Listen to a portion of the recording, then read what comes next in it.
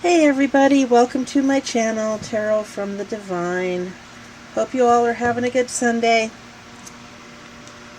Here we are with, let's see here, Angels, Demons, and Soul Contracts, episode number 8. And today we're going to be discussing Akaia, and then Amon, or Amon. Okay. So here we have Akaia. Let me get the book going here. So Akaia is a seraphim, and as we know, I do read this every day because, you know, not everybody tunes in every day, every time. Although I'd love for you to, you know. But the seraphim are the highest rank of angels. The choir of seraphim are 6 winged beings that fly around the throne of God. Now, it's not 6 beings that have wings. It's beings that have 6 wings. Okay? I'm just clarifying that. I don't know, some people might get that a little confused. So I'm just saying. So Akaia is the forbearing God, and those born under this angel, I want to just get it here so you can see it. Those born under this angel love to learn about useful subjects, glory in executing the most difficult works, and discover many useful practices of the arts. Akaia will help you be patient and uncover secrets of nature. So patience is Akaia's thing that they bring, okay? And then in the, not necessarily in the reverse, but the demon that Akaia has charge over is Amon, and he is a marquis, and the marquis are, let's see here, wrong page. The Marquis rebelled against God and joined the forces of evil because of their greed. Okay, and they are below dukes. So it goes kings, princes, dukes, and then marquis. And then there's counts, knights, and presidents beneath that. Okay? So he's a marquis, kind of in the middle, rebelled against God, and joined the forces of evil because of his greed. So he's a greedy little sucker. And he's the 7th spirit, and he is great in power and most stern. So he brings with him sternness. He appears like a wolf with a serpent's tail, vomiting out of his mouth flames of fire. Well, that's pleasant.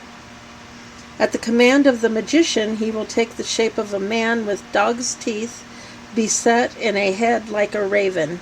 Now, see, I'm not seeing that. To me, he looks like a marsupial with sharp teeth and the tail of a serpent, but that is not a man's head. To me, that looks like a marsupial. Anyway, Amon or Amon tells of all things past and future and creates feuds and reconciles controversies between friends. And he governs 40 legions of spirits. And like I said, a legion in this context is about, 3,000 to 5,000 in number for one legion. So 40 times 5, 40 times 3 is 120,000.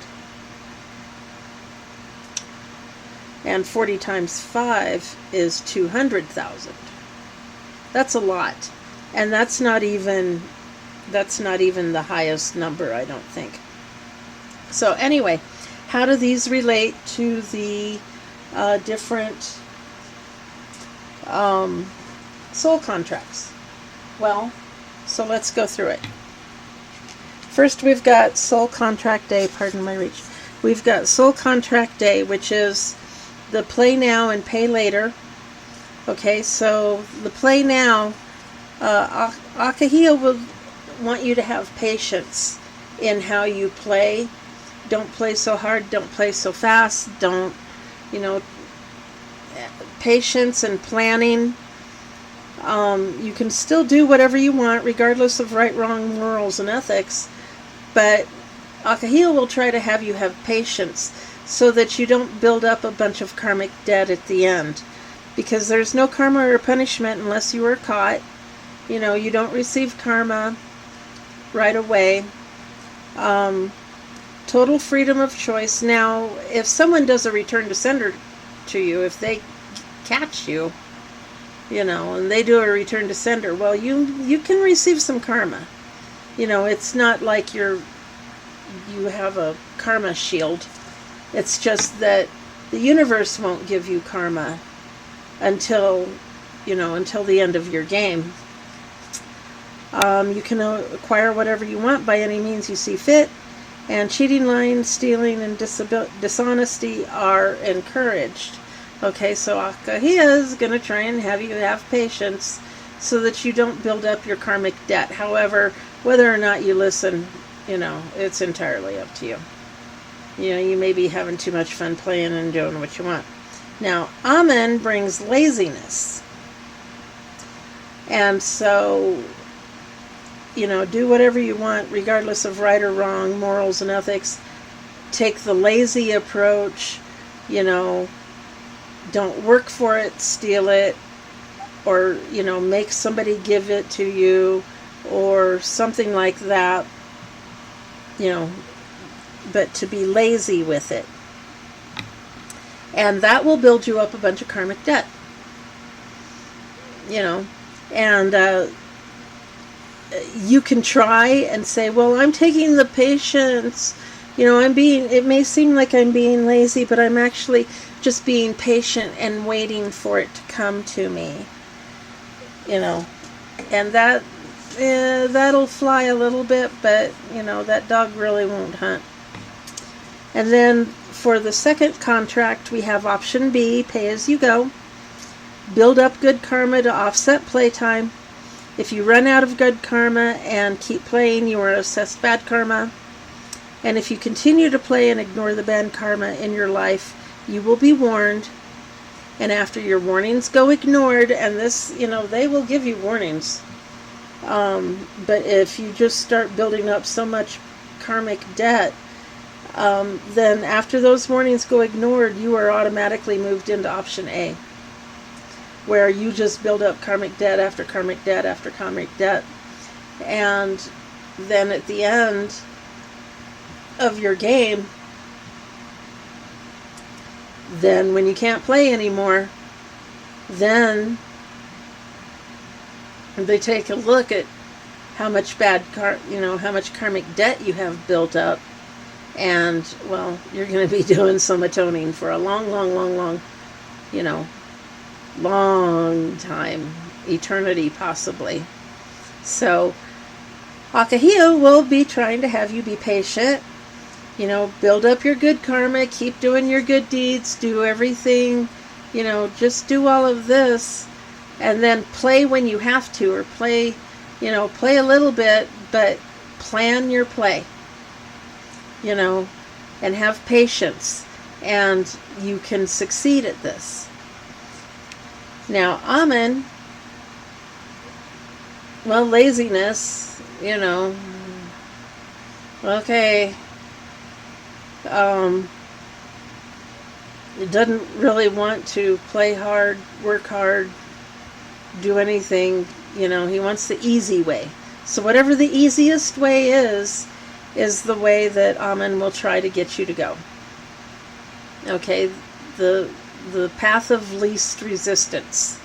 Now, sometimes that's the way to go. Sometimes, you know, you shouldn't build obstacles for yourself, you know, because that can get you into trouble. But the path of least resistance sometimes will lead you straight into a karmic situation, and then that will lead you, you know, okay, well, I'll just get through this because it's the easier path, and I'll just deal with it, and, you know, and then it just keeps leading you down and down and down into more and more karmic debt And before you know it, you're like, wait, how did I get here? And that is like the drugs and the alcohol and the addictions, and the addictions and all of that, they lead you down that karmic path because it's the path of least resistance. And the least resistance is not feeling your pain, not feeling your emotions, not doing that part of the work that your soul needs. So, I'm picking up my card here. So, that is, we're not talking just physical doing. We're talking spiritual and emotional and all of that. So, and patience, you need to have patience with yourself as well. Maybe you don't think you're learning it fast enough, or maybe you don't think that you're acquiring something fast enough, or maybe you don't think that, something is happening fast enough. Akahia is giving you patience, the opportunity to have patience. Okay, so you could be presented with opportunities in life that will test your patience. And that's exactly what it is. It's an opportunity for you to prove that you can have patience and you can get through it, versus Amen is going to give you opportunities to be lazy about it. To take the path least travel. Here, have this drink, you'll feel better. Okay, take a pill, you'll feel better. Okay, those are just real rough examples, but they're ones that most people can relate to. And then the final option is option C. The pay now and play later. It's the one where everybody blames you for everything. You receive karma for stuff that you didn't do. You are constantly tempted by demons to,